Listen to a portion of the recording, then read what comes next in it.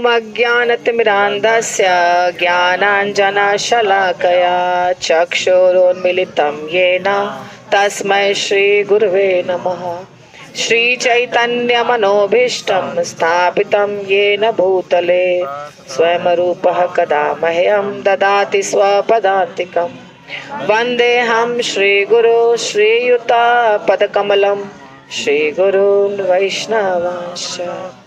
श्रीरूपं साग्रजातं सहगणा रघुनाथान्वितं तं सजीवं साद्वैतं सावधूतं परिजनसहितं कृष्णचैतन्यदेवं श्रीराधा कृष्णपादान् सहगणा ललिता श्रीविशाखान्विताश्च।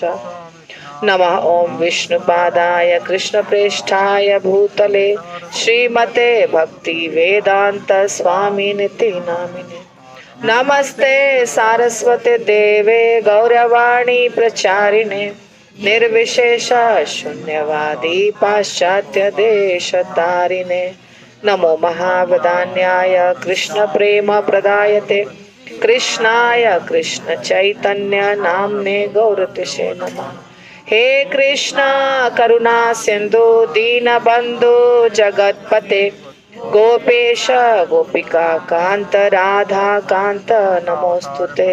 तप्त कांचन गौरांगी श्रीराधे वृंदावनेश्वरी वृषभानुसुते देवी प्रणमामि हरिप्रिये। वाञ्छाकल्पतरुभ्यश्च कृपा सिन्धुभ्य एव च पतितानां पावनेभ्यो वैष्णवेभ्यो नमो नमः। जय श्री कृष्ण चैतन्य प्रभु नित्यानंद श्री अद्वैत गदाधर शिवासादि गौर भक्तवृंद। हरे कृष्णा कृष्णा कृष्णा हरे हरे हरे राम राम राम हरे हरे। श्रील प्रभुपाद की जय, गुरु महाराज की जय, अनंत कोटि वैष्णव वृंद की जय। जय श्री राधा कुंज बिहारी भगवान की जय, राधा वृंदावन चंद्र भगवान की जय, गौरनिताय भगवान की जय, जगन्नाथ बलदेव सुभद्रा सुदर्शन भगवान की जय, बालाजी भगवान की जय, अयोध्या धाम की जय। हम लोग अभी बैठे हैं अयोध्या धाम में और सूर्य कुंड और सूर्य मंदिर के क्षेत्र में, ठीक है। शास्त्र बताता है कि हमें पंच उपासना करनी चाहिए। पंच यानी पांच भगवान में से किसी एक की पूजा करनी चाहिए। जपा नहीं होता है लेक्चर के समय, जपा बंद कर दीजिए। जो भी जपा कर रहे हैं वो अभी बंद कर दीजिए और जब कथा समाप्त हो जाएगी फिर आप वापस जपा करिएगा। एक बार में एक ही कार्य होता है। तो पांच देवता या भगवान जो भी कहिए, उनमें से किसी एक को इष्ट मानना पड़ता है। इष्ट समझते हैं? इष्ट मतलब ये मेरे प्रिय हैं, यहाँ हमको जाना है, हमको ये हमारा कल्याण करेंगे, वो हमारे प्रिय हैं। हम भी सबके मंदिर में जाते हैं, पर हमारे इष्ट कौन है? भगवान कृष्ण, है ना। हम लोग सब किसको मानते हैं? भगवान कृष्ण को। इसी तरह शास्त्र में पांच देवी देवता या भगवान जो भी समझिए, उनकी उपासना का विधान है वेदों में। वो पांच कौन कौन है? वो पांच कौन कौन है? देखिए, भगवान विष्णु एक हो गए, दूसरे शिव जी, तीसरी दुर्गा माता, चौथे गणपति जी और पांचवे सूर्य देवता, ठीक है। तो पांच में से किसी एक को मान करके अपना जीवन आगे चलाना है। तो सूर्य देवता बहुत प्रमुख देवता है। ऐसा नहीं कि बस 33 करोड़ में से कोई भी है, नहीं, बहुत प्रमुख है सूर्य देवता। अभी जो छठ पूजा गई उसमें किसकी पूजा होती है? सूर्य देवता। अभी जो सूर्य देवता है उनका नाम है विवासवान। अभी जो सूर्य देवता है उनका क्या नाम है? विवासवान। और अभी जो मनु है उनका नाम है वैवस्वत मनु। क्यों नाम है उनका वैवस्वत मनु? क्योंकि वो विवासवान के पुत्र हैं। और वैसे उनका नाम है श्राद्ध देव। जैसे भगवान कृष्ण किनके पुत्र थे? वसुदेव, वासुदेव नहीं, किसके? वसुदेव के पुत्र थे। तो भगवान कृष्ण का एक नाम हो गया वासुदेव, क्योंकि वसुदेव के पुत्र। पर भगवान कृष्ण का दूसरा बहुत सारा नाम है, जिसमें एक सबसे जो प्रमुख नाम है वो है कृष्ण, कन्हैया कृष्ण। तो भगवान का नाम हुआ कृष्ण, लेकिन उनको वासुदेव भी कहते हैं। उसी तरह मनु जो हैं अभी, उनका नाम है श्राद्ध देव, पर उनको वैवस्वत मनु भी कहते हैं, क्योंकि वो किसके पुत्र हैं? विवासवान सूर्य देवता के पुत्र हैं। तो जो सूर्य देवता आपको आकाश में दिखाई दे रहे हैं, उनका नाम है विवासवान। ये जो मंदिर है, यहाँ पर उनकी पूजा होती है, विवासवान सूर्य देवता की पूजा होती है। ठीक है, तो हम अभी वहां बैठे। और रामचंद्र जी, भगवान राम जो हैं, वो इन्हीं के वंशज हैं। किनके? सूर्यवंशी हैं। भगवान राम क्षत्रिय थे और उनके वंशज यानी उनके पूर्वज जो हैं वो है सूर्य देवता। भगवान कृष्ण के पूर्वज हैं चंद्र देवता, और भगवान राम के पूर्वज हैं सूर्य देवता। तो भगवान कृष्ण है चंद्रवंशी और रामचंद्र जी हैं सूर्यवंशी। तो सूर्य देवता बहुत महत्वपूर्ण है, बहुत महत्वपूर्ण देवता है। और सूर्य देवता के कृपा से आपको ये धूप मिलती है, और धूप से ही क्या होता है? सब कुछ होता है। ये जो पेड़ पौधे हैं जीवित हैं, हम जीवित हैं, हम सांस लेते हैं। अगर सूर्य देवता हमेशा के लिए गायब हो जाएं तो बहुत दिन तक जिंदा नहीं रह सकेंगे, कोई नहीं जिंदा रह सकेगा, सब समाप्त हो जाएगी, दुनिया समाप्त हो जाएगी। सूर्य देवता का हमारे जीवन में बहुत बड़ा महत्व है। ये हमने चर्चा की सूर्य देवता की। पर ये जो धाम है, ये किनका धाम है? भगवान राम का धाम है। ठीक है, भगवान राम त्रेता युग में प्रकट हुए थे, भगवान कृष्ण द्वापर में प्रकट हुए थे। एक चतुर्युग बोलते हैं, चतुर्युग यानी 4 युग होते हैं, एक 2 3 4। ठीक है, कैसे होते हैं? 1 2 3 4, 4 युग को एक साथ मिला दिया तो उसको क्या कहते हैं? चतुर्युग या दिव्य युग भी कहते हैं। तो ये चतुर्युग जो है, इसमें से अभी जो चल रहा है समय, वो है कौन सा युग? कलयुग। इसके पहले कौन सा था? द्वापर युग। हमारे प्रश्न का उत्तर आपको इसलिए देना है क्योंकि आप अलर्ट रहेंगे, नहीं तो आप आलस करेंगे, सो जाएंगे। और मुझे देखिए, साक्षी के मामा जी, आपके ऊपर नजर नहीं है मेरी, आप मुझे देखिए। चित्रपा प्रभु, उनको देखने दीजिए। हर व्यक्ति को ध्यान से सुनना है। हम सब मनुष्य हैं। हम क्या हैं? मनुष्य, मनु की संतान। मनुष्य जो होते हैं वो किनकी संतान है? मनु की संतान। इसलिए हमारा नाम है मनुष्य या मानव। हाँ, तो किनकी संतान हम हो गए? श्राद्ध देव, वैवस्वत मनु की संतान है हम। अभी जो हम हैं, अभी जो मनु चल रहे हैं। तो हमने क्या चर्चा की अभी तुरंत? बताइए कहाँ पे हम थे? द्वापर युग। इसके पहले था द्वापर युग, और वास्तव में ये द्वापर युग सेकंड नंबर पे आता है। वास्तव में द्वापर युग कब आता है? सत्ययुग के तुरंत बाद द्वापर आता है, द्वापर के बाद त्रेता आता है, और त्रेता के बाद कलयुग आता है। लेकिन ये जो चतुर्युग है, इसमें उलट गया है। ये चतुर्युग में उल्टा हो गया है, और त्रेता पहले आ गया, द्वापर बाद में आ गया। तो त्रेता युग में रामचंद्र जी प्रकट हुए थे, पर अभी जो त्रेता युग गया है, इसमें रामचंद्र जी प्रकट नहीं हुए हैं। अभी कौन सा चतुर्युग चल रहा है? 28वां वैवस्वत मनु का कौन सा चतुर्युग चल रहा है? 28वां। समझ में आ रही है बात? आप लोग को ध्यान दे रहे हैं? लेकिन रामचंद्र जी प्रकट कब हुए थे? जब वैवस्वत मनु का 23वां चतुर्युग चल रहा था। कौन चतुर्युग? 23वां। 23rd नंबर चतुर्युग चल रहा था, तब प्रकट हुए थे भगवान राम, जिनकी लीला आप सुनते हैं, रामायण, रामचरितमानस और जितने भी ग्रंथ हैं। तो अगर आप हिसाब लगाइएगा तो ये होगा 2,16,00,000 साल पहले भगवान राम प्रकट हुए थे। जिनकी लीला आप सुन रहे हैं वो भगवान राम 2,16,00,000 साल पहले प्रकट हुए थे। हिसाब लगाएंगे तो आपको पता चलेगा एक चतुर्युग करीब करीब 43 लाख साल का होता है। तो भगवान राम, अभी हम आपको ये सब कैलकुलेशन क्यों बता रहे हैं? आप तो नए नए भक्त हैं, बोलेंगे हमें तो कुछ समझ में नहीं आ रहा है। समझने की कोशिश करेंगे तो समझ में आएगा। मेडिकल की किताब कितनी मोटी होती है? कितने लोगों ने मेडिकल की किताब देखी है? इतनी मोटी मोटी। अगर आप लेट रहे हैं ना बेड के ऊपर, तो लेट के आप अपने जैसे हम नॉर्मल किताब पढ़ते हैं नहीं पढ़ पाइएगा मेडिकल की किताब। जब वो आपको समझ में आ रहा है तो ये क्यों नहीं समझ में आएगा? छोटी सी बात आएगा ना समझ में।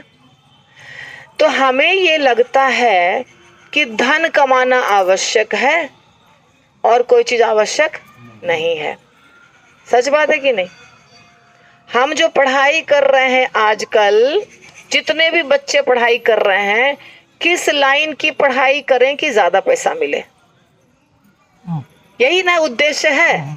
अच्छा आप बताइए, आप 1 लाख रुपया महीना भी कमाते हैं, आपको पता है ऐसे लोग इंडिया में हैं, ऐसे इंडिया की बात कर रही हूँ, दूसरे देश की नहीं, इंडिया में ऐसे लोग हैं जिनकी सैलरी है 3 करोड़ रुपए महीना, तनख्वाह है, तनख्वाह कितनी?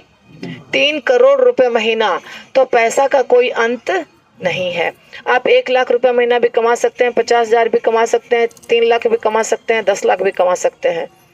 वो आप जो पढ़ाई किए हैं चार्टर्ड अकाउंटेंट का, मेडिकल का, इंजीनियरिंग का, और बहुत सारी पढ़ाइयाँ होती है, जैसे एडवोकेट सुप्रीम कोर्ट के होते हैं, एक हियरिंग का 1 लाख 2 लाख रुपए लेते हैं, 3 लाख रुपए लेते हैं, 5 लाख रुपए लेते हैं। वो डिपेंड करता है कितना बड़ा वकील है। तो आप करोड़ों कमा लेंगे, लाखों कमा लेंगे और घर में रखेंगे, बैंक में रखेंगे। उसके बाद उस पैसा को क्या करना है? उसके बाद उस पैसा का क्या करना है? तो क्या करना है? बहुत बड़ा घर बनाना है, बहुत सारी प्रॉपर्टी बनानी है, गाड़ियां खरीदनी है और पार्टी करना है। इसके सिवा कुछ समझ में आ रहा है? फॉरेन कंट्री में घूमना है और बहुत अच्छी लड़की से विवाह करना है, फिर पैसा कमाना है, फिर आगे भी पैसा कमाना है, फिर आगे भी पैसा कमाना है, और पैसा कमाते जाना है, कमाते जाना है, कमाते जाना है। पर उस पैसा का करना क्या है, ये शिक्षा नहीं मिली है। हमारे शिक्षा प्रणाली में ये शिक्षा नहीं दिया जा रहा है कि उस पैसा का करना क्या है। क्योंकि जितनी भौतिक पढ़ाई होती है, वो सारे भौतिक पढ़ाई में जितनी डिग्रियां होती है, सब में सिर्फ धन कमाने का विधि बताया जाता है,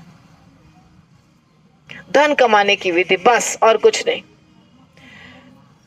आप बताइए कोई ऐसा ग्रंथ कोर्स है जिसमें कि धन कमाने को छोड़ के कुछ और बताया जा रहा है?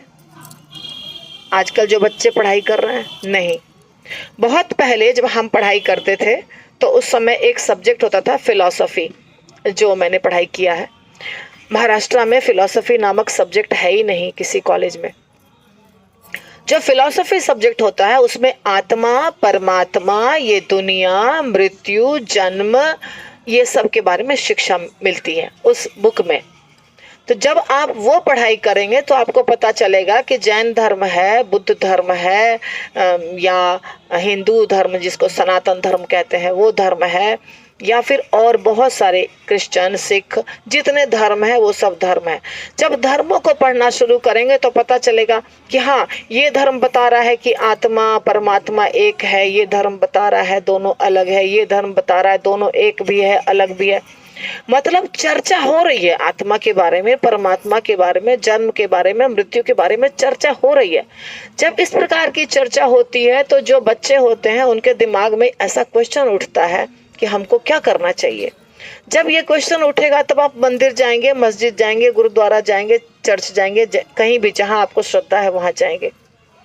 तब आप ग्रंथों की तरफ मुड़ेंगे और धार्मिक ग्रंथों को पढ़ेंगे, और जब ग्रंथों को पढ़ेंगे तब आपको ज्ञान होगा कि मैं कौन हूँ, देखिए हमारे शास्त्र में बताया जाता है हम मनु की संतान हैं, और क्रिश्चियनिटी में बताया जाता है कि एडम एंड, वहां पर भी मनु ही है ना।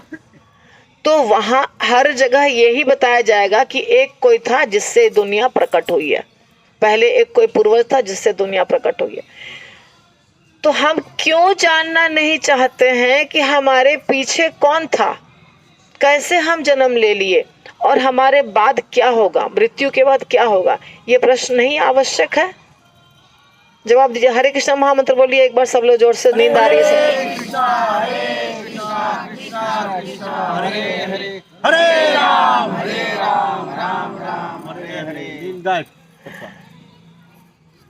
तो ये प्रश्न है बहुत आवश्यक कि हम अगर अभी जिंदा हैं और धन कमा रहे हैं 10, 20, 50 साल, 30 साल, 40 साल, हर व्यक्ति थोड़ा बहुत 100 के अंदर ही कभी न कभी शरीर त्याग देगा, है ना। हम लोग सब 100 के अंदर शरीर कभी न कभी त्याग देंगे। तो शरीर त्यागने के बाद कहाँ जाएंगे, ये प्रश्न उठना चाहिए ना। उठ रहा है दिमाग में प्रश्न, शरीर त्यागने के बाद कहाँ जाएंगे? हाथ उठाइए तो कितने लोगों के दिमाग में उठ रहा है? पता आप माता ही लोगों के दिमाग में नहीं उठ रहा है? चावल दाल रोटी सब्जी बनाना है, चावल दाल रोटी सब्जी बनाना है, कभी पकौड़े बनाना है, कभी खीर बनाना है, उसके आगे नहीं सोचना है।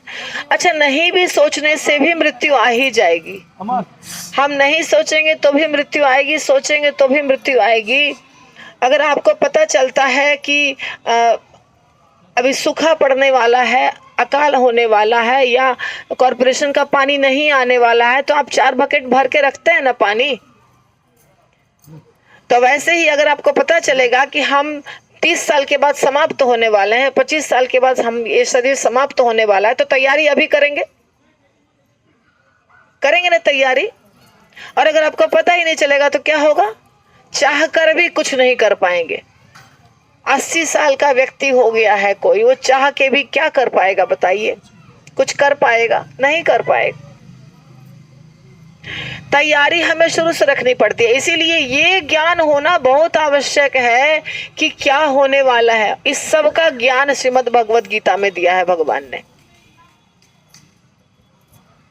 भगवान कहते हैं मन मना भव मद भक्तो मद्याजी माम नमस्कुरु मामेव इष्यसि सत्यम ते प्रतिजाने प्रियसी में। मेरा भक्त बनो, मेरी पूजा करो, मुझे नमस्कार करो, और मृत्यु के बाद मेरे पास आओगे। कौन कह रहे हैं? जोर से बोलिए, कौन कह रहे हैं? भगवान कृष्ण कह रहे हैं। और एक बात बता दूं, नवधा भक्ति जो है, श्रवणम कीर्तनम विष्णु स्मरणम पाद सेवनम अर्चनम वंदनम दास्यम सख्यम आत्मनिवेदनम, ये नवधा भक्ति प्रहलाद महाराज ने कहा है, अपने पिता को शिक्षा दी है ना हिरण्यकश्यपु को। हिरण्यकश्यपु प्रहलाद महाराज के पिता थे। तो इसकी चर्चा श्रीमद् भागवतम में हुई है, और सेम नवधा भक्ति की चर्चा रामायण में भी हुई है, शबरी माता के प्रसंग में, मुझे लगता है। तो सारे ग्रंथों में एक ही चीज बताया जाता है, जो सो रहे हैं भक्त जरा जगिए जल्दी। सारे ग्रंथों में एक ही चीज बताया जाता है कि भगवान का नाम लो। क्या बताया जाता है? जोर से, आवाज नहीं आई। भगवान का नाम लो, भगवान को नमस्कार करो, भगवान को अर्पित करो। क्या? पत्रम पुष्पम फलम तोयम यो मे भक्तया प्रयच्छति तदहम भक्ति उपरितम अश्नामि प्रयतात्मना। पत्ता चढ़ाओ, फूल चढ़ाओ, फल चढ़ाओ, जल चढ़ाओ। भगवान कहते हैं प्यार से चढ़ाओ, मैं ले लूंगा। क्या कहते हैं भगवान? प्यार से चढ़ाओ। तो भगवान को चढ़ाओ, भोग लगाओ, भगवान को दंडवत प्रणाम करो, भगवान का नाम लो। कलयुग में सबसे पावरफुल जो चीज है वो है क्या? हरि नाम। हरेर नाम हरेर नाम हरेर नामैव केवलम कलौ नास्तेव नास्तेव नास्तेव गतिरन्यथा। कृते यद्ध्यायतो विष्णुम त्रेतायाम यजतो मखे द्वापरे परिचर्यायाम कलौ तत् हरि कीर्तनात्। त्रेता युग में क्या था? सॉरी, सत्ययुग में क्या था? ध्यान। कृते यद्ध्यायतो विष्णु। त्रेता युग में क्या था? यज्ञ, त्रेतायाम यजतो मखय। उसके बाद द्वापर में क्या था? परिचर्यायाम यानी पूजा पाठ, आरती, पूजा। और कलो तत् हरि कीर्तनात्, कलयुग में क्या है? हरि कीर्तन। कीर्तन का मतलब ढोल मृदंग बजा के नहीं। कीर्तन का मतलब क्या होता है? कीर्तन का मतलब होता है नाम जप करो, माला के ऊपर नाम जप करो, और जब बैठो 2-4 भक्त, 1 भक्त, 2 भक्त, 100 भक्त, 1000 भक्त, तो भगवान के कीर्ति का गुणगान करो। कीर्तन, कीर्तन शब्द कहां से आया है? कीर्ति, glorification of Krishna, Lord Krishna. तो भगवान का कीर्तन करो यानी भगवान का गुणगान करो। यानी कहां से लाना है ग्रंथ को? किस ग्रंथ से लाना है भगवान का गुणगान? श्रीमद् भागवतम से, चैतन्य चरितामृत से, रामायण से। देखिए वेदों में वैसा नहीं है, खुल करके चर्चा नहीं हुई है, लेकिन ये जो ग्रंथ है इसमें खुलकर चर्चा हुई है। श्रीमद् भागवतम में भक्त और भगवान के बीच में चर्चा हुई है। प्रहलाद महाराज का नाम आप सबने सुना है। सब जरा बीच बीच में जैसे जैसे मैं बोलते जाती हूँ वैसे वैसे आपको जवाब देते जाना है, नहीं तो आप आलसी होकर के सो जाएंगे। प्रहलाद महाराज का नाम आप सबने सुना है ना? प्रहलाद महाराज जब 5 वर्ष के थे, बहुत छोटे थे, 5 वर्ष के, तभी वो इतनी बड़ी बड़ी शिक्षा दिए हैं अपने पिता को। हाँ,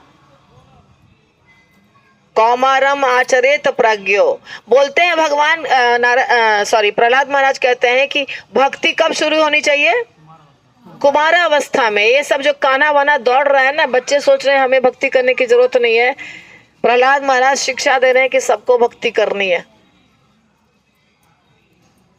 अभी नहीं शिक्षा देंगे तो बाद में ये नहीं सुनेंगे, अभी ही शिक्षा देनी पड़ेगी। एक मेडिकल का बच्चा बड़ा है, बच्चा नहीं है। इनसे भी आप पूछ सकते हैं कि माता के गर्भ में जो बच्चा है उसके ऊपर वही इम्प्रेशंस पड़ते हैं जो माता खाती है, पीती है, सोचती है, बोलती है, चलती है, देखती है। जो माता करती है वो सारा चीज जो उसके गर्भ में पल रहा बच्चा है उसके दिमाग में फिट हो जाता है। सच बात है कि झूठ बात है प्रभु? सच बात है। तो प्रहलाद की जो माता थी कयाधु, तो हिरण्यकश्यपु तपस्या करने चले गए। किसके लिए? मारने के लिए भगवान विष्णु को। विष्णु के दुश्मन थे, उनका रोल था भगवान के साथ लड़ाई करना। हाँ, वो तो जय विजय थे, वैकुंठ धाम के द्वारपाल, लेकिन श्राप मिला था, वो लीला अलग है। तब यहाँ हिरण्यकश्यपु बन करके आए, जय विजय में से एक, और हिरण्याक्ष बन करके दूसरा भाई। तो भगवान विष्णु से उनकी दुश्मनी चलती थी कि भगवान विष्णु को हम मार डालेंगे। क्यों? क्योंकि भगवान विष्णु ने मेरे भाई को मारा। हिरण्याक्ष ने क्या किया था?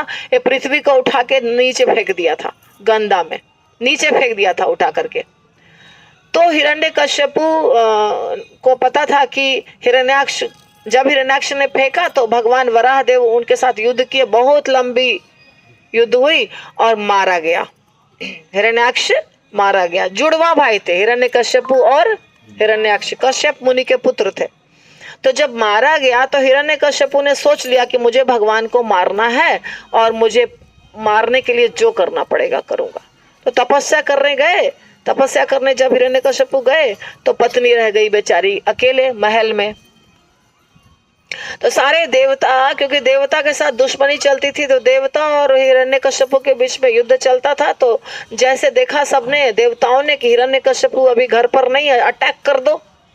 अटैक कर दिया, सबको मार पीट होने लगा। तो उसमें कयाधु बेचारी पकड़ी गई। कयाधु अच्छी थी, वो बुरी नहीं थी, लेकिन है ना, गेहूं के बीच में घुन भी पिसा जाता है। तो कयाधु थी गर्भवती। तो इंद्र जो है वो कयाधु को घसीट कर ले जाने लगा, इसको मार देंगे जान से, इसको मार देंगे तो इसके गर्भ में जो बच्चा है वो भी मर जाएगा, और अगर नहीं मरा तो जैसे एक हिरण्यकश्यपु है वैसे दूसरा हिरण्यकश्यपु पैदा हो जाएगा। और क्या हो जाएगा? फिर वो भी हमको सताना शुरू करेगा। तो इसको यही मार देते हैं। तो जब ले जा रहा था घसीटते हुए कयाधु को, और मारने की कोशिश जैसे किया, नारद मुनि प्रकट हो गए। कौन प्रकट हुए? नारद मुनि ने कहा, अरे अरे इसको मत मारो, इसको मत मारो, इसके गर्भ में एक बहुत अच्छा भक्त पल रहा है, मत मारो इसको। तो नारद मुनि इतने बड़े तपस्वी हैं, मुनि हैं, भक्त हैं, प्रचारक हैं, उनका तो गुणगान की कोई सीमा नहीं है। हरे कृष्ण महामंत्र बोलिए। हरे कृष्णा कृष्णा कृष्णा हरे हरे, हरे राम राम राम हरे हरे। आज पूरा समय मिला था आप लोगों को, आपकी नींद पूरी हुई है, फिर क्यों सो रहे हैं? भगवान की कथा के समय नींद आती है, बाकी कोई चीज में। अभी क्रिकेट मैच चला दो, किसी की नींद, सबकी नींद उड़ जाएगी, सब क्रिकेट खत्म हो गया। क्रिकेट क्या? हाँ, हार गया ना इंडिया, बहुत अच्छा हुआ। 3 बार हरि बोल बोलिए। हरि बोल, हरि बोल। तो इंडिया हार गया, इसके लिए हरि बोल बोलना है। क्यों बोलना है? क्रिकेट मैच देखना बहुत ही बेकार चीज है, समय की बर्बादी है। भक्तों को क्रिकेट नहीं देखना चाहिए, बिल्कुल नहीं देखना चाहिए, गलत बात है ये। तो प्रहलाद महाराज कयाधु के गर्भ में थे और नारद मुनि उनको लेके जाते हैं, इंद्र छोड़ देता है। तब नारद मुनि कयाधु को ले जाते हैं और अपने कुटिया में ले जाकर के उसको रखते हैं। अब नारद मुनि तो महान भक्त हैं, तो नारद मुनि क्या करते हैं? श्रीमद् भागवतम की कथा करते हैं रोज, और कयाधु सुनती है। तो कयाधु के साथ साथ बच्चा भी सुनता है, गर्भ में जो बच्चा पल रहा है वो भी सुनेगा ना, है ना? तो जब तक बच्चा गर्भ में रहा तब तक कथा होती रही, और गर्भ का बच्चा कथा सुनता रहा। जब जन्म हुआ तो वो बच्चा था कौन? प्रहलाद। हाँ, उसका नाम रखा गया प्रहलाद। अब वो तो महान भक्त बन गया था। हिरण्यकशिपु तो बहुत खुश था कि मुझे बेटा हुआ। वो जब आया तपस्या करके, तो बेटा को लेने के लिए आया, और बेटा और माता जो है उसकी पत्नी, दोनों को थोड़े समय के लिए देखा बहुत मगन है, बहुत खुश है, तो थोड़े समय के लिए छोड़ दिया नारद मुनि के पास। ठीक है, आप लोग खुश है ना, तो थोड़ा और रह लीजिए, कोई बात नहीं। और तब और शिक्षा नारद मुनि ने दे दिया। अब नारद मुनि का माँ भी सुन रही है, बेटा भी सुन रहा है, और दोनों बड़े हो रहे हैं, कीर्तन भजन कथा हो रही है। जब नारद मुनि थोड़े से बड़े हो गए, तब हिरण्यकशिपु लेकर गए अपने पुत्र को। लेकिन पुत्र को ले जाने के बाद क्या हुआ कि वो चाहे कि मेरा पुत्र वही करे जो मैं सबको बोलता हूं। और सबको क्या बोलता था हिरण्यकशिपु? विष्णु की पूजा मत करो, मेरी पूजा करो।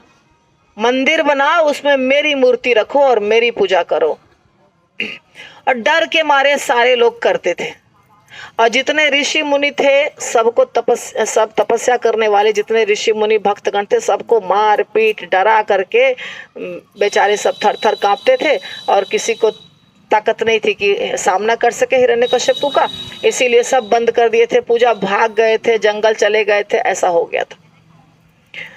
तब हुआ कि अब प्रहलाद को भी शिक्षा देना है कि तुम भी यही करो।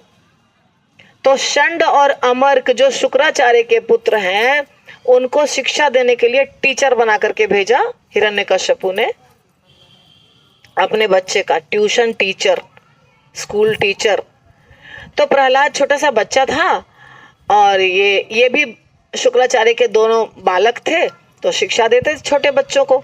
बड़े लोगों को तो असुर जो बड़े बड़े असुर हैं उनको शिक्षा देते थे कौन? शुक्राचार्य। असुरों के गुरु हैं शुक्राचार्य। लेकिन कितना भी शिक्षा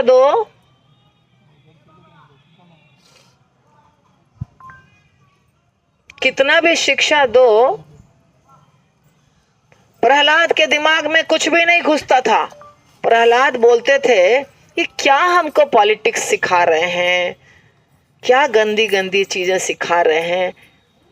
मनुष्य का धर्म है भगवान का भजन करना, और सब चीज तो बेकार है। तो उनको कुछ भी नहीं अच्छा लगता था, और सुनना भी नहीं चाहते थे, और उनको तो ज्ञान था ही। तो वो एक अपना क्लास शुरू किए। जैसे छुट्टी मिलती थी, बीच में होता ना रिसेस पीरियड, दो क्लास के बीच में छुट्टी मिलती है बच्चों को, है ना? उसमें वो बैठ जाते थे और खुद भी हरि नाम लेते थे और सारे बच्चों को भी हरि नाम सिखाते थे और उनको सिखाते थे कि तुमको भगवान का ही नाम लेना चाहिए और कुछ नहीं करना चाहिए, समय बर्बाद नहीं करना चाहिए। और प्रहलाद महाराज को खेलना पसंद नहीं, कुछ भी पसंद नहीं था। तो प्रहलाद के साथ साथ सारे बच्चे क्या करने लग गए, हरि नाम लेने लग गए। अब संड और अमर परेशानी क्या चल रहा है, कोई कंट्रोल में ही नहीं है। हिरण्यकश्यपु एक बार जब, क्योंकि ये क्या होता था, बच्चे वहां रहते थे और पढ़ते थे और कभी कभी घर ले जाते थे बच्चों को, गुरु के आश्रम में बच्चे पढ़ते थे। तो हिरण्यकश्यपु अपने पुत्र को लेकर जाते हैं और बोलते हैं, क्या सीखा बेटा तुमने? 2-3 बार ऐसा हुआ। तो हर बार वो अलग अलग शिक्षा जो सीख करके आए हैं वो प्रहलाद बताते थे। नवदा भक्ति बताए, या ये बताया कि आप भगवान की कृपा से ही सब कुछ कर रहे हैं, भगवान का नाम लीजिए, दूसरा कोई उपाय नहीं है, भगवान का नाम लीजिए अपने पिता को। तो वो खूब गुस्सा किए, किसके ऊपर? संड और अमर के ऊपर, कि मेरे बेटे को कौन विष्णु का एजेंट आकर के बहका रहा है, ये तो मेरा पुत्र है, छुप छुप के कोई जरूर आ रहा है इसको गलत चीज सिखाने के लिए। संड और अमर बोले, कोई नहीं आ रहा है, हम ही लोग सिर्फ शिक्षा दे रहे हैं और हम वही शिक्षा दे रहे हैं जो आप हमको बताएं। हिरण्यकश्यप को तो विश्वास नहीं हो रहा था, लेकिन उपाय नहीं था। तो हिरण्यकश्यपु अंत में प्रहलाद को बहुत प्यार से पूछा, पुचकार के पूछा, दुलार करके पूछा। तभी भी प्रहलाद तो डरते नहीं थे, बता देते थे कि ये सब तो ज्ञान है, सच बात यही है, आप भी भगवान की संतान है, आप भी भजन करिए, सारी दुनिया को भजन करना चाहिए, हरि का भजन। छोटा 5 वर्ष का बालक पिता को शिक्षा दे रहा है। तब हिरण्यकश्यपु सोचा, ये तो मेरे खिलाफ हो गया, घर में ही शत्रु पैदा हो गया, बाहर को क्या करें, अब इसको मार देना चाहिए। देखिए, माँ बाप भाई बहन कोई अपना नहीं होता है। हिरण्यकश्यपु प्रहलाद के कौन थे? लेकिन अभी क्या सोचने लग गए हिरण्यकश्यपु? मार देंगे इसको। क्यों? क्योंकि ये मेरी बात नहीं मानता। जिस दिन अपने स्वार्थ की पूर्ति नहीं होती है, उस दिन अपने बच्चे को भी हम मार देते हैं। पति पत्नी को मार देता है, पत्नी पति को मार देती है, सब चलता है। और बेटा तो बाप को कैदी कितना बनाता है। हिस्ट्री आप अगर पढ़े होंगे तो देखे होंगे कितना बेटा अपने बाप को जेल में डाल दिया है ना। तो ये तो दुनिया का रिवाज है। असल में प्रेम सब लोग अपने आप से करते हैं। मेरा स्वार्थ सिद्ध होना चाहिए और दुनिया जाए भाड़ में। जब तक मुझे अच्छा प्रसाद मिलता रहा, अच्छा कपड़ा लत्ता मिलता रहा, पैसा मिलता रहा, तब तक बहुत अच्छी बात है। नहीं तो पति से पत्नी झगड़ा करती है, पति पत्नी से झगड़ा करता है, बाप बेटे से झगड़ा करता है, सब झगड़ा होता है, भाई भाई से झगड़ा करता है। सच बात है कि झूठ बात है? बता दीजिए, सच है कि नहीं? आवाज नहीं आई ठीक से। सच है ना? तब हिरण्यकश्यप उपाय लगाने लगा मारने का। किसको? प्रहलाद को। और कितने तरीके से कोशिश किया मारने का? बहुत तरीका, सारा तरीका। अभी एक बच्चे को मारना कितना आसान है, सीधे पटक दिया। पहले पटक दिया तो छोटा बच्चा तो पटकने से भी मर जाएगा। नहीं हुआ कुछ भी प्रहलाद को। सांप से कटवाया, सांपों के घर में घुसा दिया, विषैला नाग। सांप से कटवा के मारने की कोशिश की, हाथी से कुचलवा के मारने की कोशिश की, पहाड़ से फेंक कर मारने की कोशिश की, समुद्र में डुबो कर मारने की कोशिश की, विष देकर मारने की कोशिश की। उसकी जो बहन थी होलिका, उसको वरदान मिला था तो कि आग में नहीं जलेगी, तो उसके गोद में बैठाकर मारने की कोशिश की। सारा उपाय कर लिया। खोलते कड़ाह में तेल खोल रहा, उसमें मारने की कोशिश की। मगर प्रहलाद ने क्या भगवान का नाम लेना छोड़ा? नहीं। हर हालत में वो क्या करते रहे? भगवान का नाम ले रहे थे। अभी आपको समझ में आ रहा है कि भगवान का नाम लेना कितना महत्वपूर्ण है? प्रहलाद भगवान का नाम लेते रहे और प्रहलाद को भगवान बचाते रहे। राखे कृष्ण मारे के, मारे कृष्ण राखे के। अगर भगवान सोच लेंगे कि हम मार देंगे इसको, कोई नहीं बचा सकता है। और अगर भगवान सोच लेंगे कि इसको बचाना है, कोई नहीं मार सकता है। सच बात है कि नहीं? प्रहलाद नहीं मरा। हर उपाय के बाद भी प्रहलाद को हिरण्यकश्यपु नहीं मार पाए। और प्रहलाद एकदम निडर थे, एकदम निडर। भगवान के भक्त हैं, हम भगवान का नाम ले रहे हैं, भगवान सोचेंगे कि हमको हमारे साथ क्या होना है। तो अंत में क्या हुआ कि हिरण्यकश्यपु एकदम गुस्से में एक दिन आया और बोला, भगवान भगवान सारा दिन करता रहता है, कहाँ है तेरा भगवान, दिखाओ। तो बोले, सब जगह है भगवान, हर कण कण में भगवान है, हर जगह भगवान है, हम में, तुम में, सब में भगवान। और सच बात है ना, सब जगह भगवान। हमको क्यों नहीं दिखते हैं? क्योंकि हमारी आंखें वैसी नहीं है, चेतना वैसी नहीं है। तब जाकर के हिरण्यकश्यपु ने कहा, क्या इस खंभे में है तेरा भगवान? हाँ है। तो खंभे को मारा हिरण्यकश्यपु ने। अब भगवान है तो सब जगह, लेकिन प्रकट तभी होते हैं जब उनका भक्त, कोई बहुत शक्तिशाली भक्त उनको पुकारता है।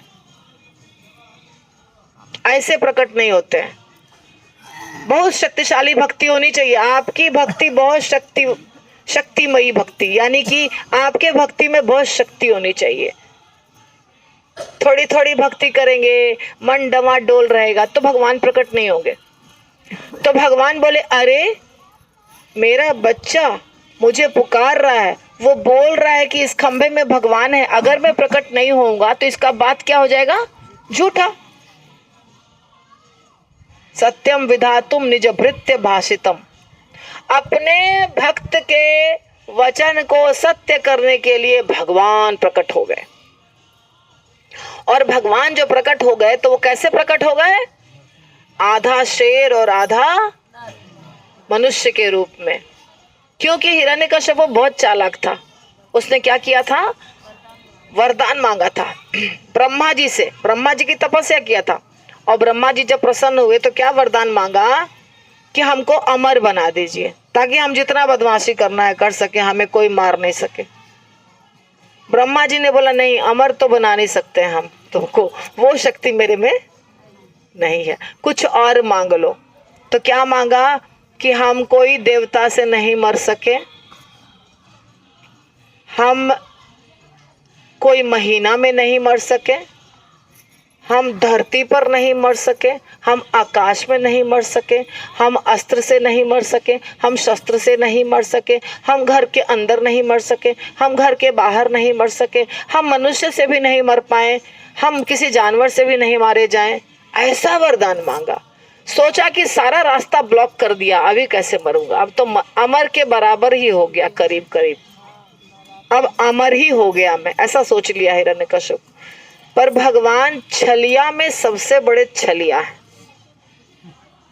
आप कितना भी छल करिएगा, भगवान के पास उसका तोड़ है, इसलिए तो वो भगवान है। कुछ लोग भगवान से छल करते हैं ना, 16 सोमवारी करेंगे ये इच्छा पूरी हो जाए, इतना शुक्रवारी करेंगे ये इच्छा पूरी हो जाए, लड्डू चढ़ाएंगे ये इच्छा पूरी हो जाए, करते हैं ना। माता ये सब बहुत ज्यादा करती हैं, प्रभु जी भी करते हैं। इच्छा पूरी हो जाएगी, देवी देवताओं से इच्छा पूरी हो जाएगी, पर यदि भाग्य में नहीं हुआ, आपके भाग्य में वो चीज नहीं है, तो उससे सुख नहीं प्राप्त होगा। मान लीजिए आपको, आपके भाग्य में पुत्र नहीं है और आप पुत्र मांगे, किसी भी देवी देवता से मांग लिए पुत्र, पार्वती माता से, दुर्गा माता से, आपको दे देंगे। वो किसी ऋषि मुनि से मांग लिए, लेकिन वो पुत्र आपको पूरा जीवन कष्ट ही देगा, वो सुख नहीं देगा। कोई सुख नहीं प्राप्त होगा उस पुत्र से, क्योंकि आपके नसीब में था नहीं। तो इसी प्रकार हिरण्यकश्यपु ने मांग लिया दुनिया भर का वरदान और सोचा कि मैं अमर हो गया, अब तो हमको कोई नहीं मार सकता है। कैसे मारेगा कोई?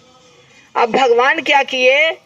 आधा शेर और आधा मनुष्य, यानी कि न जानवर है ना मनुष्य है, कैसे हो गया ना एक।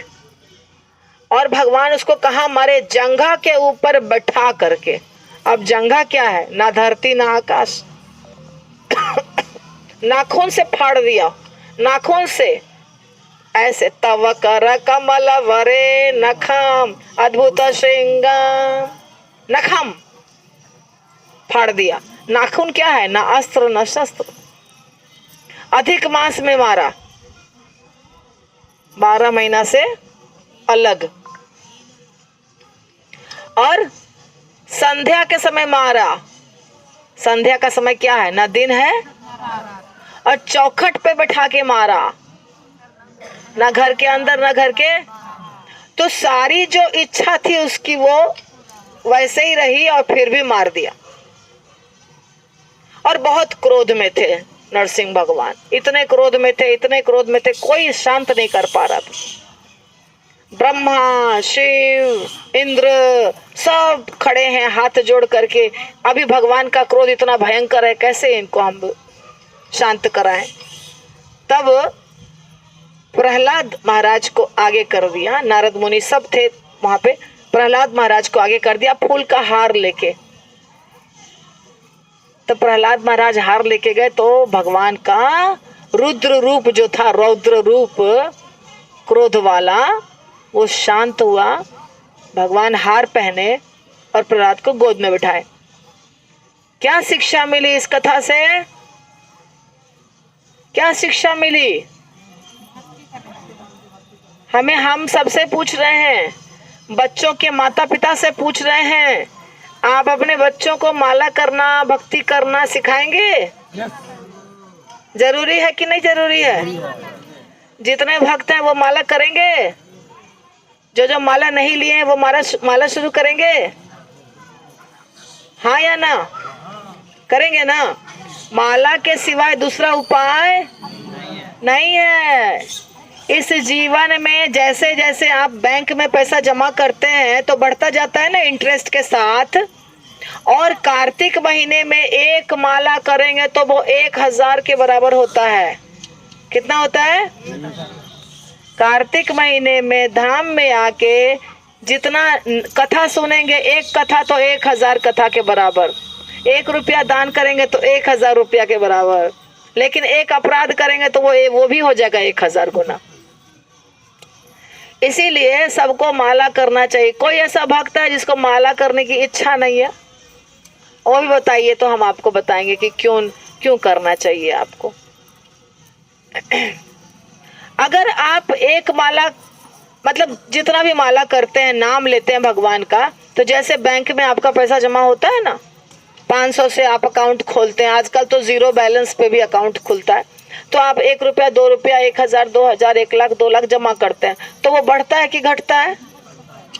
वैसे ही नाम भी जपते जाएंगे तो वो क्या होगा? आपके अकाउंट में जमा होता जाएगा, बढ़ता जाएगा। अगर हम शरीर त्यागे और अगला शरीर हमको मिला तो आपको शुरू से भक्ति नहीं करनी है। जितनी आप कर चुके हैं उसके आगे भक्ति होगी। ये आपको पता था पहले से?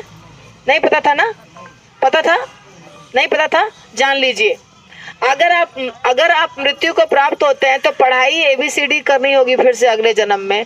लेकिन भक्ति जितना कर लिए हैं उसके आगे, अर्थात इतना बड़ा बेनिफिट है, इतना बड़ा फायदा है कि अगर आप भक्ति कर चुके हैं थोड़ी, तो आपको कोई नुकसान नहीं है। आप और आगे भक्ति करेंगे, पूरे जीवन भक्ति करेंगे। कृष्ण की ही भक्ति क्यों करनी चाहिए? देवी देवताओं की भक्ति क्यों नहीं करनी चाहिए? उनकी भक्ति करने से सभी देवी देवता प्रश्न उठ रहा है क्या दिमाग में? कितने लोगों के दिमाग में ये प्रश्न उठ रहा है? बहुत अच्छा। और बाकी लोगों के दिमाग में नहीं उठ रहा है? देखिए, आप लोग कुछ गांव के सिर्फ थोड़े से लोग हैं, गांव के लोग ज्यादा नहीं है ना? 1-2 लोग, 2-3 लोग गांव के। मृत्यु जब हमारी होती है तो कहीं ना कहीं हमको जाना होता है ना? अगर बहुत पाप किए तो कहाँ जाएंगे? नरक में जाएंगे। अगर हम अपने कुल देवता, कुल देवी की पूजा कर रहे हैं, पितर को बहुत पसंद करें, तो कहाँ जाएंगे? पितृलोक।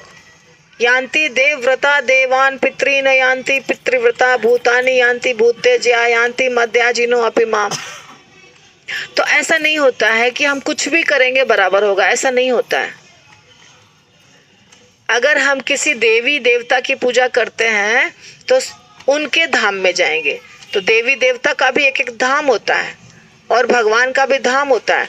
और देवी देवता का जो धाम होता है ना, वो इस ब्रह्मांड के अंदर ही होता है और वो नश्वर होता है, वो समाप्त हो जाता है। लेकिन भगवान का जो धाम होता है वो कहाँ कहाँ होता है? आध्यात्मिक जगत में, वो समाप्त नहीं होता है। वहां जब जाएंगे तो आप जन्म मृत्यु के चक्र से छूट जाएंगे। जन्म मृत्यु का चक्र अच्छी चीज नहीं है। अच्छी चीज है बार बार पुनरपि जननम पुनरपि मरणम पुनरपि जननी जठरे शयनम। बार बार माता के गर्भ में जाना। माता के गर्भ में बहुत मजा नहीं आता है, बहुत कष्ट होता है ना। माता का गर्भ बहुत कंफर्टेबल प्लेस नहीं है, 9 महीना वहां रहना बहुत कष्ट होता है। माता ने मिर्ची खाया तो मिर्ची किसको लगेगा? माता तो बड़ी है, उसको मिर्ची नहीं लगेगा। बच्चे का तो पूरा शरीर जलने लग जाएगा अंदर में। सच बात है। खट्टा खा ले, माता को मन कर रहा है खट्टा खा लें, तीखा खा लें, पानी पूरी खा लें, और बच्चा अंदर परेशान हो रहा है।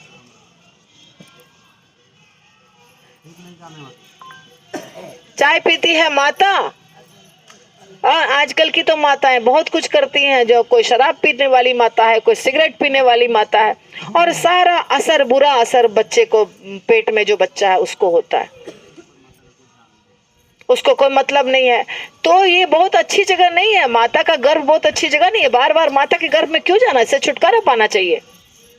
जन्म के समय इतना कष्ट, मृत्यु के समय इतना कष्ट, बहुत कष्ट होता है। तो इससे छुटकारा कैसे होगा? भगवान का नाम जप करने से। भगवान का नाम जप करने से क्या हो जाएगा? आप हमेशा के लिए दिव्य शरीर प्राप्त करके भगवान के धाम में वास करेंगे, भगवान के साथ रहेंगे। भगवान जो भी वहां पे आप लीला सुनते हैं ना, भगवान की, रामचंद्र जी की, भगवान कृष्ण की लीला सुनते हैं ना, वो सारी लीला आध्यात्मिक जगत में होते रहती है और उसमें आप भाग लेंगे। अच्छा नहीं लगता है आपको भगवान के पास जाके लीला में भाग लेना? कितने लोगों को अच्छा लग रहा है ये चीज? पसंद है? तो क्या करना पड़ेगा? नाम जप करना पड़ेगा। नाम जप करना पड़ेगा, शास्त्रों का अध्ययन करना पड़ेगा, श्रवणम करना पड़ेगा, सुनना पड़ेगा भगवान के बारे में, तो आप भगवत धाम जाएंगे। अच्छा, रामचंद्र जी कौन है? आप सोचेंगे ये माता जी आ गई हैं रामचंद्र जी के धाम में, कथा सुना रही हैं कृष्ण का, ये क्या चल रहा है? देखिए, भगवान कृष्ण कभी राम बन के, कभी श्याम बन के चले आना, प्रभु जी चले आना। तो कृष्ण ही राम बन के यहाँ लीला किए हैं। क्या समझे? कृष्ण ही राम बन के लीला किए। अभी आप कहेंगे अरे राम तो पहले आए, कृष्ण तो बाद में। परम धाम में कृष्ण सर्वत्र निवास करते हैं। ये चर्चा हमको नहीं करनी है कि कौन पहले आया कौन पीछे आया। हम भगवान के राम के धाम में हैं। भगवान की लीला बहुत मधुर है। रामचंद्र जी की लीला, रामचंद्र जी मर्यादा पुरुषोत्तम कहलाते हैं। क्या कहलाते हैं? मर्यादा पुरुषोत्तम भगवान राम। भगवान राम जब जन्म लिए दशरथ जी के अंगना में, 4 भाई एक साथ, हाँ, और उसके बाद पढ़ाई लिखाई करने गए। पहले के जमाने में कहाँ होती थी पढ़ाई? गुरुकुल में जाके पढ़ाई लिखाई किए। चारों भाई में बहुत प्रेम था और चारों की 3 माता थी, कौशल्या, सुमित्रा और कैकेयी, है ना। 3 माता में 4 पुत्र। कौशल्या माता के पुत्र हो गए भगवान राम, सुमित्रा माता के लक्ष्मण और शत्रुघ्न, कैकेयी माता के भरत। तो चारों भाई सौतेले भाई थे, पर चारों भाई में बहुत प्रेम था। और जो बड़े भैया हैं रामचंद्र जी, उनके सब पीछे पीछे चलते थे और सब सेवा करते थे। और सबसे ज्यादा सेवा, ऐसा नहीं समझिए कि सिर्फ लक्ष्मण जी सबसे ज्यादा सेवा करते थे, भरत तो बहुत ज्यादा सेवा करते थे। लक्ष्मण जी वही हैं जो बलराम जी हैं। कृष्ण बलराम और राम लक्ष्मण सेम, गौर निताई भी सेम। तो अब छोटे छोटे ही थे बालक और आ गए पढ़ाई लिखाई करके। बहुत छोटी छोटी उम्र थी, कम उम्र के थे, बहुत कोमल थे। भगवान की एक विशेषता क्या है? बहुत कोमल थे भगवान, सुकुमार थे, है ना, सुकुमार। तब आए वाल्मीकि मुनि ना, नहीं सॉरी, विश्वामित्र मुनि। विश्वामित्र मुनि आए और उनको क्या बोले?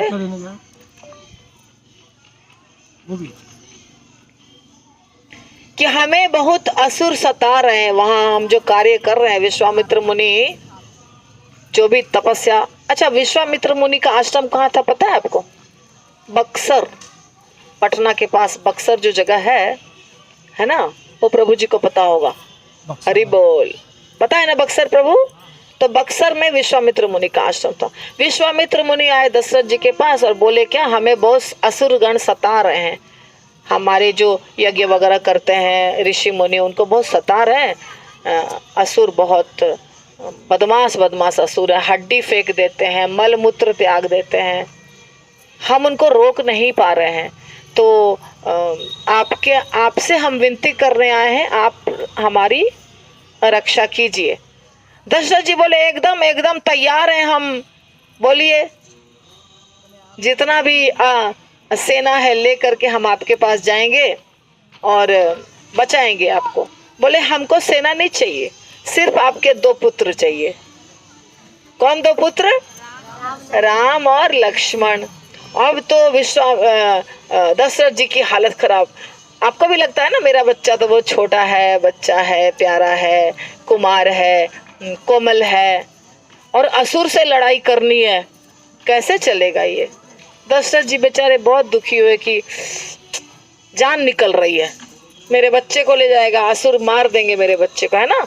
जैसे नंद बाबा और यशोदा को क्या लगता था, बाप रे कृष्ण को मार देंगे, कृष्ण को मार देंगे। यशोदा माता पूरे शरीर में भगवान के तिलक लगाती थी और भगवान का नारायण कवच पहनाती थी कि मेरा पुत्र जब जाता है गैया चराने तो एकदम सुरक्षित रहना चाहिए, इसको कुछ होना नहीं चाहिए।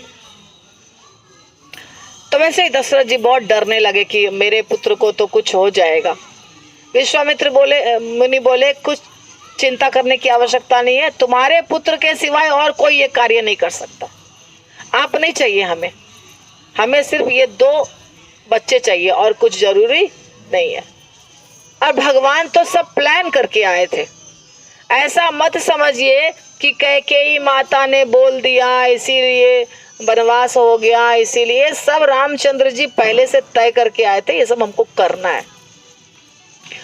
तब उसके बाद दोनों भाई जाते हैं और पूरा मुक्त करा देते हैं उस क्षेत्र को असुरों से, सबको मार वार के पूरा चले आते हैं। तो भगवान इतने छोटे से बालक हो या इतने बड़े से हो, उतना पूरी शक्ति भगवान में होती है। कृष्ण भगवान ने पूतना का वध किया, कितने दिन के थे? 7 दिन, है ना, 6 दिन, ओके। तो 6 दिन या 7 दिन जो भी हो, तो उस उम्र में भगवान ने क्या किया, पूतना का वध किया। पूतना बहुत बड़ी राक्षसी थी, जब वो गिरी थी ना तो 12 माइल के वृक्ष टूट के गिर गए थे उसके शरीर से। 12 माइल्स यानी कितने किलोमीटर हो गए? 24। 1 माइल में 2 किलोमीटर ना, 1.5 2, मुझे लगता है 2, अच्छा ठीक है जो भी हो। तो 12 माइल के वृक्ष टूट करके गिर गए थे, उसका शरीर इतना बड़ा विशाल था। रूप बदल के गई थी भगवान कृष्ण को मारने के लिए, इसीलिए वहां पे लक्ष्मी के समान सुंदर दिख रही थी, कोमल, एकदम गहना जेवर पहनी हुई।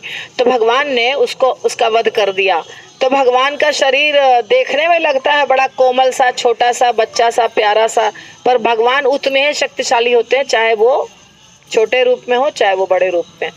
भगवान को बहुत बड़ा रूप लेने की जरूरत नहीं पड़ती है कि अगर हमें बड़े को मारना है तो बहुत बड़ा रूप लेना है। भगवान ने क्या किया, पूतना को सिर्फ उसके खींच लिया प्राण को, दूध पिलाने आई, भगवान ने प्राण खींच लिया और पूतना समाप्त।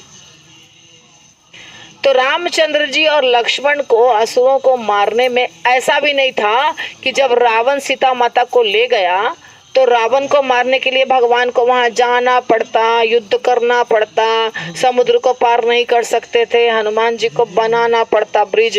ये सब भगवान क्या करते हैं, क्यों करते हैं? ताकि इतना ज्यादा जब हम लीला करेंगे तो भक्त उन लीलाओं को गाएंगे, सुनेंगे, चर्चा करेंगे, उसके ऊपर ग्रंथ लिखे जाएंगे और भक्तों को बहुत मसाला मिलेगा, बहुत तरह तरह का मसाला मिलेगा चर्चा करने के लिए। आप पिक्चर देखते हैं तो उसमें हीरो रहता है, हीरो सीधा विलेन को मार देता है क्या? शुरू में ही पिक्चर खत्म हो जाएगी तो हीरो क्या करता है? वो हीरोइन को पकड़ेगा, हीरो के माता को पकड़ेगा, सबको बांध देगा, फिर वहां पे 15-20 मिनट तक फाइट डायरेक्टर जो होते हैं वो ढिसुम ढिसुम ढिसुम ढिसुम ढिसुम ढिसुम ढिसुम ढिसुम करेंगे और अंत में विलन मरेगा और विलन के मरने के थोड़ा पहले पुलिस आएगी। तो ये सब नाटक है। तो वैसे ही भगवान ने क्या किया, भगवान वहां से शुरू किए, छोटी उम्र से। अभी छोटे छोटे हैं, थोड़े से राक्षस को मारेंगे। कृष्ण ने भी किया था ना, जरासंध को 17 बार, है ना, जरासंध ही नाम था ना। यहाँ से वहां चली जाती हूँ तो लगता है कहीं कुछ गड़बड़ तो नहीं कर दिया रामलीला से कृष्ण लीला। तो जरासंध कितना बार दौड़ाया था भगवान ने जरासंध को? 17 बार। 17 बार इतना बड़ा ग्रुप लेकर राक्षसों का वो आता था और हर बार भगवान उसको नहीं मारते थे, बाकी को मार देते थे ताकि पूरे पृथ्वी पर से भार खत्म हो जाए। तो भगवान राम और लक्ष्मण ने छोटी उम्र में बहुत सारे असुरों का वध कर दिया। फिर बाद में चलो अभी हम आराम से रहते हैं, लीला कर रहे हैं। विवाह वगैरह हुआ सीता माता से, सीता माता की बहनों से बाकी 3 भाई का विवाह हुआ, वो सब भी बहनें ही थी।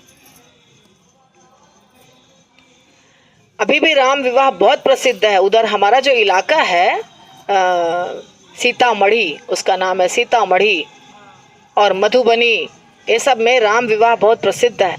अभी भी होता है सेम विधि से, जो विधि से हमारे एरिया के बाकी विवाह होते हैं वैसे ही रामचंद्र जी का विवाह होता है। तो सीता माता के साथ मिलन हुआ, चारों भाई बने, है ना। बहुत सुंदर गीत है, भजन है ना, कितना अच्छा भजन है। भजन याद नहीं आ रहा, क्या भजन है?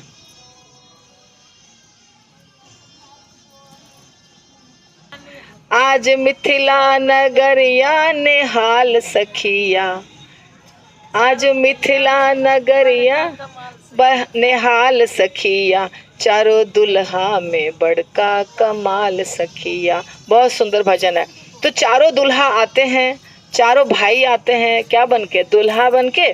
और उसके बाद चारों बहनों का विवाह होता है और फिर जाते हैं। फिर बहुत सुंदर सुंदर लीलाएं होती है। सारी माताएं जो है वो सारे बहुओं को परखती हैं, परचना बोलते हैं, हाँ, स्वागत करती हैं। और कनक भवन का दर्शन आपने किया। कनक भवन किसने किसको गिफ्ट में दिया बताइए? कैकेयी माता ने सीता माता को मुंह दिखाई। आप जैसे मुंह दिखाई में एक अंगूठी देते हैं, चेन देते हैं, उन्होंने सोने का महल दिया। कनक यानी सोना, कनक यानी सोना। तो सोने का बना हुआ महल था जो सीता माता को मुंह दिखाई में दिया था कैकेयी माता ने। अब आप सोचिए, वो कैकेयी माता जो मुंह दिखाई में महल दी, वो बोलेंगे कि रामचंद्र जी जंगल जाएं? लेकिन रामचंद्र जी को बहुत प्यार करती थी कैकेयी माता। लेकिन रामचंद्र जी और कैकेयी माता के बीच में वार्तालाप हुआ था। ये चर्चा मैंने सुनी है कोई ऋषि मुनि, मतलब कोई बड़े राम भक्त के द्वारा। रामचंद्र जी ने कहा, आप तो मेरे से बहुत प्यार करती हैं, आप तो मेरी बहुत बड़ी महान भक्त हैं, तो आप ही ये त्याग कर सकती हैं। क्या त्याग? कि आपको मुझे वनवास देना होगा और आपके ऊपर भयंकर इल्जाम लगने वाला है, ये आपको बर्दाश्त करना पड़ेगा। तो जो व्यक्ति जितना लायक होता है उतनी बड़ी सेवा भगवान उसको देते हैं। आपको गाली खाना है और गाली खा के भी भगवान की सेवा करनी है, तो उस भक्त में ताकत होनी चाहिए गाली खाने की, और सेवा करने की, तो उसको भगवान बोलेंगे ये सेवा तुम करो। अगर आपके शरीर में ताकत नहीं है 10 किलो वजन उठाने की, तो भगवान 20 किलो का बोझा देंगे आपको? आपका मालिक, भगवान नहीं, आपका मालिक देगा। मालिक जानता है कि ये जो है ना, ये इतना कार्य कर सकता है, उतना कार्य देता है, और जिसको जानता है कि ये नहीं कर सकता है उसको छोटा कार्य देता है। तो जब आपको भगवान चुनते हैं किसी सेवा के लिए, तो भगवान जानते हैं कि ये सेवा कर पाएगा। बात समझे? क्या समझे? ऐसा मत समझिए बलि नाम में बहुत दोष है, वो यात्रा अच्छा नहीं निकाल रहे हैं, भाई हरि में बहुत दोष है, वो यात्रा अच्छा नहीं निकाल रहे हैं, हम बहुत अच्छे हैं, हमारे में कोई दोष नहीं है। नहीं, उनमें ये कैपेसिटी है, इसीलिए वो यात्रा निकाल रहे हैं। वो डांट भी खा सकते हैं फिर भी यात्रा निकाल सकते हैं, इसीलिए वो यात्रा निकाल रहे हैं। और आपने ट्राई ही नहीं किया, आपने प्रयास ही नहीं किया। तो जब आप प्रयास करेंगे और तब समझ में आएगा कि आप क्या कर सकते हैं। बात समझे? तो कैकेयी माता में इतनी शक्ति थी कि पूरे दुनिया का अपमान सह सकें, पूरे दुनिया का कमेंट सह सकें, पूरी दुनिया उनको दुत्कारे फिर भी वो सह सकें। इसीलिए रामचंद्र जी ने उनको ये सेवा दी कि आप ये बदनामी सह करके मुझे भेजिए, क्योंकि जंगल नहीं जाऊंगा तो मारूंगा कैसे इतने लोग। रावण को मारना है, पूरे लंका को जलाना है, सबका खात्मा करना है। परित्राणाय साधूनाम विनाशाय च दुष्कृताम धर्म संस्थापनार्थाय संभवामि युगे युगे। तो ये जो सब इतनी सारी सेवा करनी है, तो किसी को तो सिर पे उठाना पड़ेगा ये बोझा। तो कैकेयी माता ने ये बोझा उठाया और रामचंद्र जी को, जिस दिन उनका अभिषेक होने वाला था, राज्याभिषेक, उसी दिन उनको कहाँ जाना पड़ा? जंगल। तो समझना पड़ेगा, शास्त्र को समझना पड़ता है। और शास्त्र को कैसे समझेंगे? कैसे समझते हैं शास्त्र को? किताब खरीद लिए गीता प्रेस से और पढ़ लिए, समझ में आ जाएगा शास्त्र। आप मेडिकल साइंस या इंजीनियरिंग या एडवोकेट की पढ़ाई LLB आप बुक खरीद के पढ़ लेते हैं, समझ में आ जाता है। आपको उस यूनिवर्सिटी में एडमिशन लेके वहाँ के प्रिंसिपल, प्रोफेसर, टीचर, लेक्चरर से सुनना पड़ता है, तब समझ में आता है। वैसे ही भगवान राम और भगवान कृष्ण के बारे में तब समझ में आएगा जब आप उनके भक्तों से सुनेंगे। बुक खरीद के हमने पढ़ लिया भगवत गीता, हमने पढ़ लिया रामायण, नहीं समझ में आता है। रामायण पढ़ने के बाद बोलते हैं कि रामायण पढ़ लिया हमने, लेकिन उसका जो गुह्य ज्ञान है वो नहीं आएगा। गुह्य ज्ञान कैसे आएगा? उनके शुद्ध भक्त जो होते हैं उनके मुख से, परंपरा के शुद्ध भक्त के मुख से जब सुनेंगे रामलीला, तब समझ में आएगा। सीता माता को छूने की शक्ति थी रावण के पास? छू सकता था? नहीं छू सकता था। रावण जल के भस्म हो जाता, देख भी नहीं सकता था। सीता माता रावण को एक बार देख लेती तो भस्म हो जाता रावण। लेकिन दुनिया को बताने के लिए ये लीला हुई, और सीता माता असली थी भी नहीं। कौन सीता थी? छाया सीता थी, जिसको रावण ने रखा था। लोग कहते हैं राम को भी तो सजा मिली, और धोबी ने कुछ बोल दिया, राम ने सीता को निकाल दिया। ये अज्ञानता के कारण होता है। अच्छे से अगर आप राम भक्त से सुनेंगे, आचार्य सब जो बड़े बड़े महंत होते हैं उनसे सुनेंगे ना, तो आपको असली चीज पता चलेगा। भरत जी तो इतने दुखी हुए जब रामचंद्र जी को पता चला कि रामचंद्र जी वनवास चले गए, और माता ने मेरे लिए क्या मांगा है? राजगद्दी। इतने दुखी हुए आ करके माता को खूब सुनाया खरी खोटी, और भगवान को लाने के लिए गए। भगवान तो लौट के नहीं आए, क्योंकि भगवान को तो यही उद्देश्य था कि हमको जाना है जंगल। और ये सारा जंगल में 14 साल तक उन्होंने बहुत सारे लोगों का कल्याण किया, भला किया, ऋषि मुनियों से मिले। बहुत सारे ऋषि मुनि ऐसे हैं जंगल के जो बाद में इतना प्यार किए भगवान को कि उनको लगा अरे काश मैं भगवान के साथ रहता, प्रेम करता भगवान से। वो सब गोपियां बन करके कृष्ण लीला में आए, ऋषि मुनि सब। और लास्ट में क्या किया भगवान ने? रावण का वध किया, बाली सुग्रीव की लीला हुई, हाँ, सुग्रीव को राजा बनाया, विभीषण को राजा बनाया। तो भगवान ने ये सारी लीला की 14 वर्ष तक। तो ये 14 वर्ष की लीला जब हुई तो भरत जी क्या किए? भरत जी क्या किए? भरत जी रामचंद्र जी के पादुका को ले लिए। पादुका चरण कमल भगवान ने रखा ना, उसके ऊपर जो पादुका होता है भगवान का, जिस पे चरण कमल रखाता है, उस पादुका को लेके गद्दी पर रख दिए। और हम तो सेवक हैं राम के, राजा तो राम ही है। और एक स्थान है जहां हम कल दर्शन करेंगे, उस स्थान पर भरत जी चले गए। भरत जी महल में नहीं रहते थे, जमीन पर सोते थे। और पूरे 14 साल क्या खाए थे वो? कौन सा? कंदमूल भी नहीं, हो क्या बोलते हैं यहाँ के लोग, क्या बोलते हैं, बार्ली का पानी, ऐसा कुछ व्हाटएवर। तो वैसे करके भरत जी रहे। और लक्ष्मण जी का त्याग देखिए। लक्ष्मण जी की पत्नी उर्मिला कहाँ रही? अयोध्या में। और लक्ष्मण जी कहाँ रहे?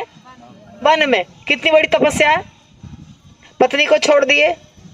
रामचंद्र जी के साथ तो सीता माता थी, पर लक्ष्मण जी के साथ तो उर्मिला थी ही नहीं। और लक्ष्मण जी 14 साल तक सोए ही नहीं। 14 साल तक नहीं सोए वो। दिन भर रामचंद्र जी की सेवा। रात को जब रामचंद्र जी सोते थे सीता माता, तो कुटिया की परिक्रमा लगाते थे, पहरेदारी करते थे। तो हमको शिक्षा लेनी है इन लोगों से, कैसा सेवा कैसी होती है।